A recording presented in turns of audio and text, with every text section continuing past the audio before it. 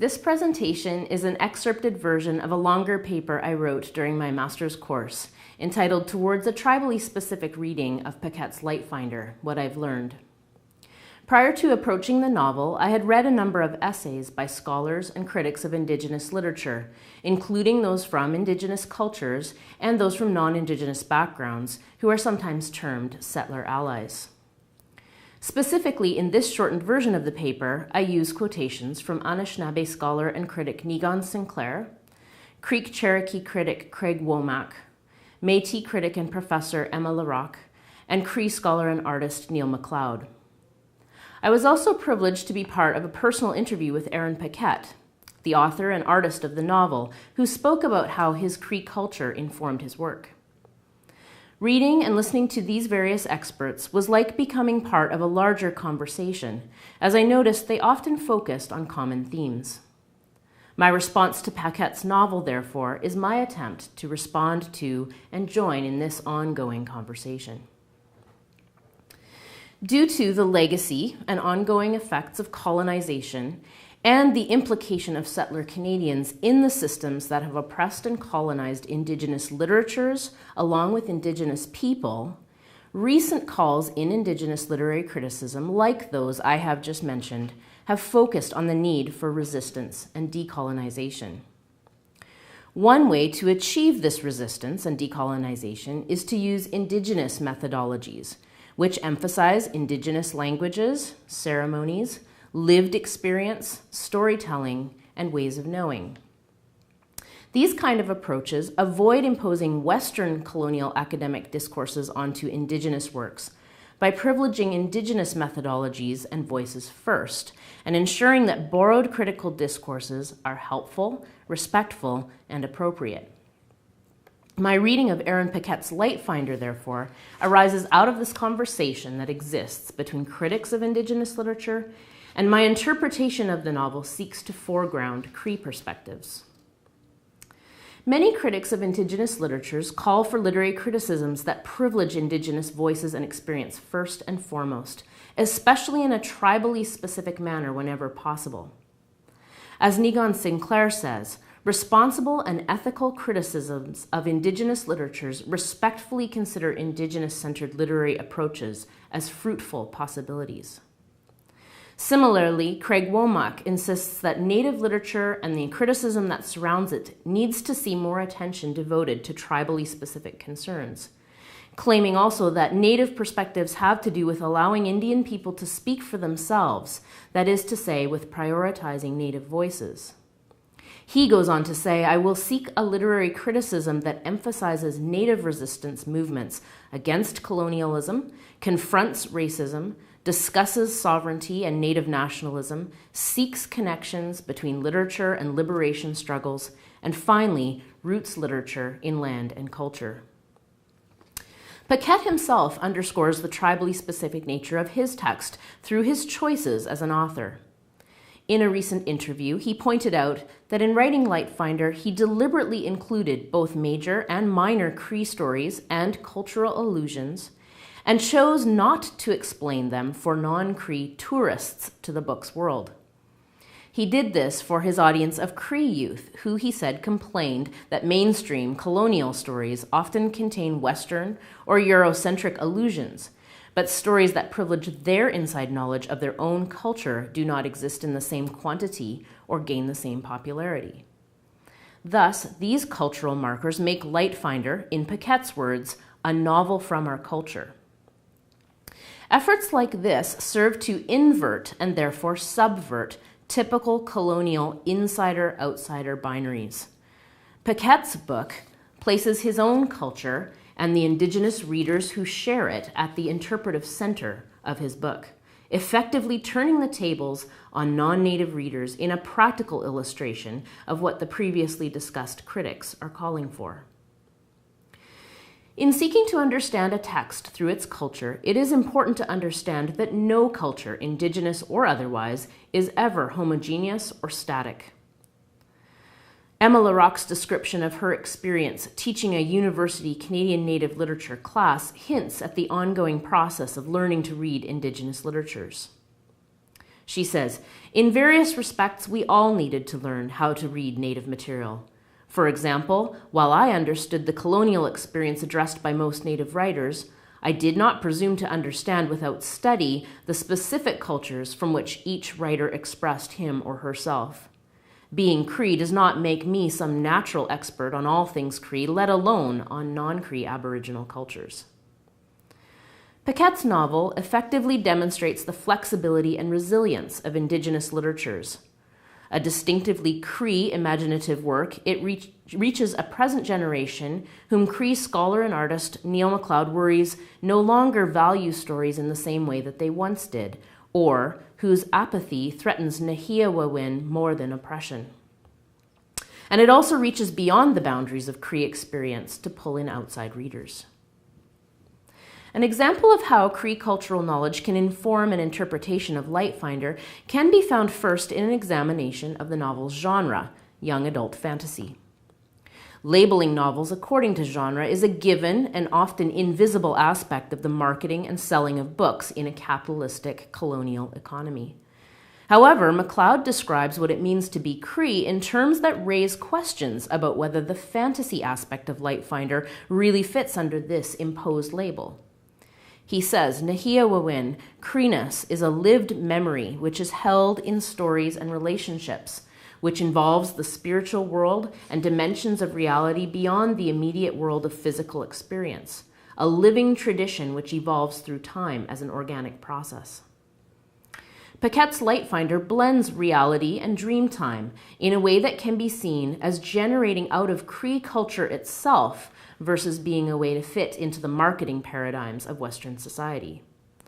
For example, when Ashling's leg is injured, she enters a dream state with Matari to guide and help her.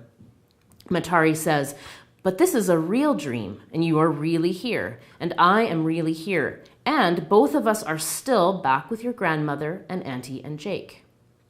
Ashling's injury is so severe that Matari insists, according to Kokum's advice, "We need to sweat you in both worlds." The two dimensions, spiritual and physical, are portrayed as necessarily working together for Ashling's effective healing. Near the end of the novel, Aunt Martha reveals why Raven has finally become strong enough to threaten the end of the world. He already toppled Turtle Mountain in our world. If he can topple it here, he will have made a wound so severe he could call on the full force of the power. She goes on to explain that this power is the Earth blood. If Raven can get it in both worlds, he can start drawing from at least 2 levels of reality. Mother Earth won't be able to close the cut. She won't be able to heal. In Lightfinder, Paquette has described the world as being made up of multiple realities, including different levels of dreaming. These various and interrelated dimensions are characteristic of a Cree worldview that has existed since before colonization, or the fantasy genre label, and which continues today. Many Indigenous cultures, including Cree, place high value on storytelling for establishing identity, continuing culture, and understanding the world. Womack claims that tribal authors have the right, as well as the responsibility, to explore these national literary tendencies in order to pass on the traditions of their respective tribal nations to the next generation. Telling inherited stories and writing imaginatively from a specific culture is a kind of nation building that can aid in the cultural survival of the people, especially for young people, and which can combat the effects of racism and stereotyping. In the introduction to his essay entitled Coming Home Through Stories, MacLeod writes, "To be home means to dwell within the landscape of the familiar, a landscape of collective memories. It is an oppositional concept to being in exile. Being home means to be a nation, to have access to land, to be able to raise your own children, and to have political control. It involves having a collective sense of dignity. In a post-colonial situation, in the subversion of the stories by the colonizer, one is able to reassert one's narratives. A collective memory emerges from a specific location, spatially and temporally, and includes such things as a relationship to land, songs, ceremonies, language, and stories. Language grounds Nahiawawin, Creeness. To tell a story is to link in the moments of telling the past to the present and the present to the past. New and adaptive storytelling through texts like Lightfinder can be a gentle but effective tool for subversion and decolonization, as well as for teaching a younger generation about its cultural heritage in a way that is relevant and engaging. Paquette's novel as a whole is an example of the kind of stories that emerge in current times. MacLeod acknowledges that European colonization of North America and the introduction of the English language radically altered Cree ability to govern ourselves and to perpetuate our stories. At the same time, he rejects the idea that attempts at recovering stories and a narrative home, essentially the attempt to move beyond the domination of the mainstream culture, are bound to fail because they are intertwined with the discourse of the colonizers. Instead, he defines the process of coming home through stories as the experience of discerning the liminal space between Cree culture and the mainstream society. Lightfinder is filled with particularly Cree details, but Paquette treats them with freedom and imagination in order to modernize them for his audience. For instance, when Aisling encounters Mother Earth in a dream, the planet is both personified and given an animal form, as it is in various Indigenous traditions. Aisling at one point swims lazily around the avatar of Mother Earth. The insertion of avatar into the description helps young readers well versed in video games to imagine an alternate reality where different outward forms embody the personality within, and uses that connection to reinforce a traditional understanding of the planet as both living and life-giving. Storytelling is also crucial to the plot and character development in the novel. When Kokum sets up to tell her creation story, she instructs her young listeners, Jake, Matari, and Aisling, in the protocols of listening. She highlights the age of the story she is about to tell, emphasizing at the same time its importance and its incompleteness.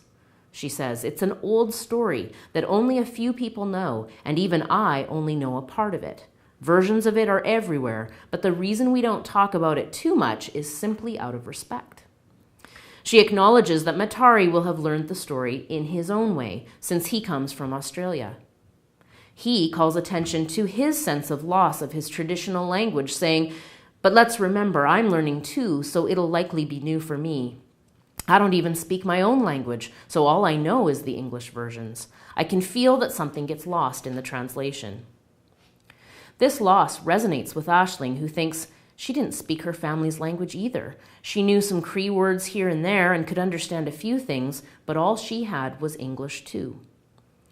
Within this brief exchange before the story begins, Paquette manages at once to assert the importance of passing on traditional knowledge through stories, of respecting one's elders and the wisdom they offer, of recognizing the ongoing losses that colonialism has created for Indigenous peoples, and of affirming the value of telling and hearing stories in spite of all this, for it is only through the insistence on telling stories that culture can continue. Storytelling demonstrates the fundamental difference between the paths of Aisling and her brother Eric. Kokum and Aunt Martha tell stories to Aisling as a way of helping her understand her powers, her family, and reality. Stories instruct Aisling in how to use her powers responsibly and warn her of the dangers of their misuse. The creation story alters her perspective of her world. She thinks after hearing it that she would never look at the night sky in the same way again. Stories also help Aisling reinterpret her life, altering her perspectives. For instance, when her dead father reappears as a bear, she learns that life does not end with the physical realm. When she hears that her mother has terrible dreams because of her dream powers, she understands her mother's drinking more empathetically. The connection Aisling experiences to her family, to their stories, and thus to the land, develops her into a leader and a wise woman. By contrast, the lack of healthy storytelling in Eric's life, filled instead with Cor's deceits and tricks, leave him vulnerable to Raven's influence, and Eric falls prey to it. His few moments of regret for his actions, thinking of his family, are quickly subsumed in his feelings of coldness and strength when he holds and feels the bloodstone. Eric's entry into the dream world and subsequent connection with Skia offers him somewhat of a mentor and renewal of stories, but it is belated and not as authoritative as Aisling's connection to her elder kin. His love for Skia keeps him from being completely corrupted by Kor, which Kor admits as they are about to enter the mountain containing Raven's lair. But ultimately, Eric's isolated and thwarted development of his powers leads to his near destruction, with Skia saving only his heart out of the physical realm into the dream realm, and leaving his body to an as yet undisclosed fate. The paths and fates of these two children, therefore, are inextricably linked to their access to stories shared by elders. Interpreting and critiquing Indigenous literatures through an informed Indigenous perspective shows respect and value for the works and for the culture from which they arise. After examining Paquette's novel through Indigenous paradigms, I have a greater understanding of both its themes and artistic merit. Lightfinder is a text written by and to Indigenous youth in a way that affirms what is valuable about current Cree culture while not eliding the challenges Cree youth face in the future. As such, it is a positive enactment of a decolonizing narrative aimed at modern young readers.